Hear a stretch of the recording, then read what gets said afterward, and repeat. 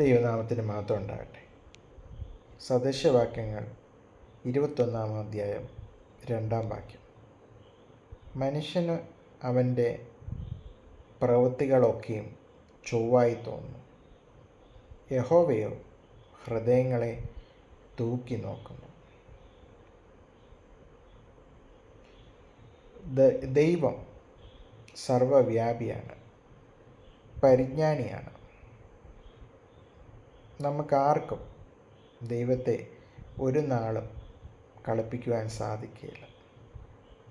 മനുഷ്യരുടെ മുമ്പിലൊക്കെ നാം അഭിനയം നടത്തും, പുണ്യപ്രവൃത്തികൾ കാണിക്കും.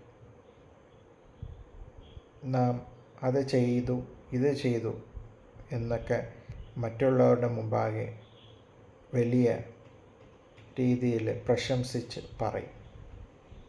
എന്നാൽ ദൈവത്തിന് മറവായിട്ടൊന്നുമില്ല. നാം ചെയ്യുന്ന ഓരോ ഉദ്ദേശവും, അതിൻ്റെ ഉദ്ദേശശുദ്ധി, മോട്ടീവ് എങ്ങനെയിരിക്കുന്നെന്ന് ദൈവം അളന്നു നോക്കും.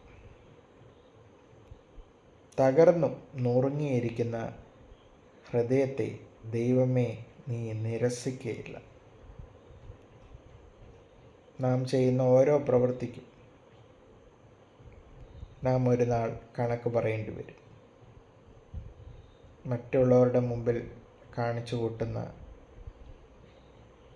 വലിയ വലിയ കാര്യങ്ങളൊക്കെ ദൈവസന്നിധിയിൽ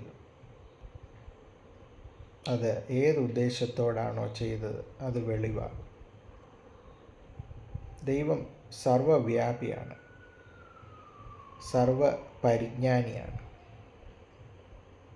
ദൈവത്തെ ആർക്കും ഒരു നാളും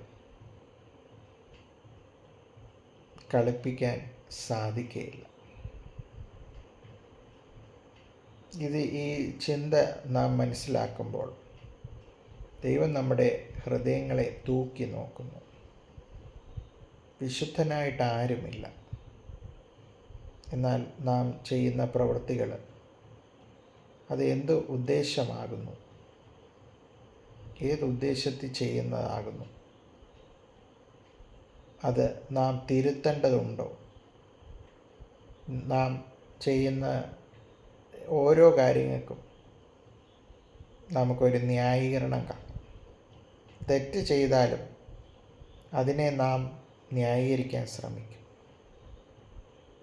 പക്ഷേ നിൻ്റെ നിലവുകളെ, നിൻ്റെ ഹൃദയത്തെ അറിയുന്ന ഒരു ദൈവം ഉണ്ട്. നമുക്ക് നമ്മുടെ തെറ്റുകളെ തിരുത്തി ദൈവത്തിന് പ്രസാദകരമായിട്ട് ജീവിപ്പാൻ നമുക്ക് ശ്രമിക്കാം. അതിന് പരിശുദ്ധാത്മാവ് ഇടവരുത്തട്ടെ. ന്യായവും നീതിയും പ്രവർത്തിക്കുന്നത് യഹോവയ്ക്ക് ഹനനയാഗങ്ങളെക്കാളും പ്രസാദകരമാണ്. നമുക്ക് പ്രാർത്ഥിക്കാം. യേശുവേ, അവിടുന്ന് അന്ന് ദിവസത്തിനായി സ്തോത്രം ചെയ്യും.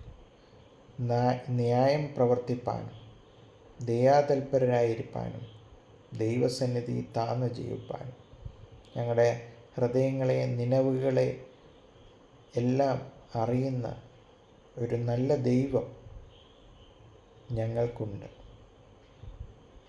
നല്ല ഉദ്ദേശത്തോടെ നന്മ ചെയ്യുവാൻ ഞങ്ങളെ പ്രാപ്തരാക്കണേ. സ്വയമായിട്ട് ഞങ്ങളെ തന്നെ ശോധന ചെയ്ത് തിരുത്തേണ്ടതിനെ തിരുത്തി ജീവിപ്പാൻ ഹൃദയശുദ്ധിയോടെ പ്രവർത്തിപ്പാൻ ഞങ്ങളെ ഇടയാക്കണേന്ന് പ്രാർത്ഥിക്കുന്നു. എല്ലാം യേശുവിൻ്റെ നാമത്തിൽ തന്നെ. ആമേൻ.